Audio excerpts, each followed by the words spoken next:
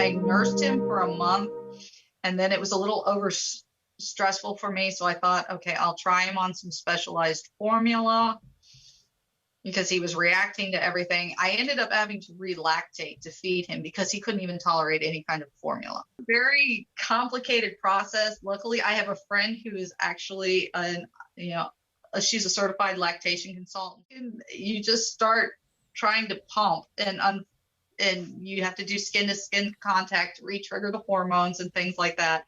It's a long, complicated, involved process. My friend told me, she said, most women don't get their full supply back, but I ended up doing that. I got not only my full supply back, I had an extra bottle. So I ended up actually donating what was left over when he was done to a friend that adopted a baby.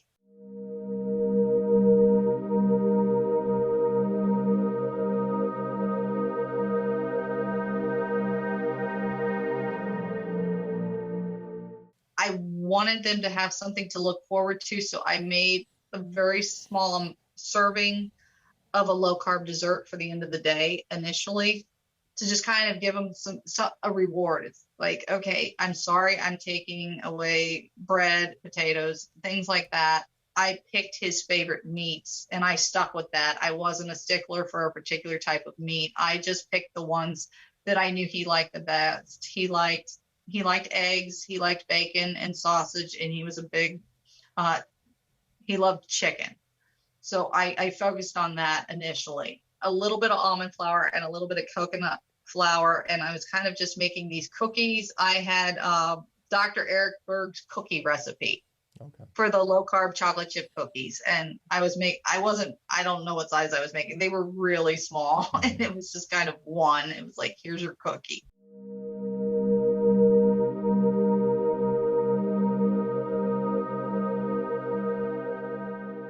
He needed to be on the diet for 3 days before he was even coming out of the state that he was in, where you had to kind of pick him up and put him in a chair. He was just, the eyes were still rolling around in his head. He couldn't focus on anything. He was screaming. He actually had a fit and smacked his head into the wall and knocked his tooth out of his mouth. After 27 days of being on the diet, he potty trained himself. He actually taught himself how to read. What I was hoping to get back was the child I had before, and what I got was an even higher functioning, happier, more social child.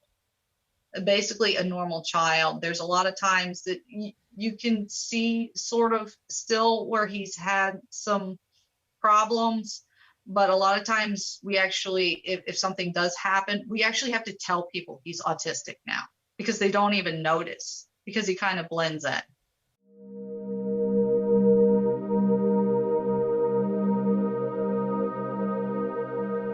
They were hanging around the 27th percentile on the growth chart for height, and now they're averaging somewhere around the 47th, 50th percentile on the growth chart in the past 3 years. So they've increased on the growth chart where they were maintaining in this lower percentile. Annotated and summarized, easy to share with loved ones. The description below the title for this video has these summary points.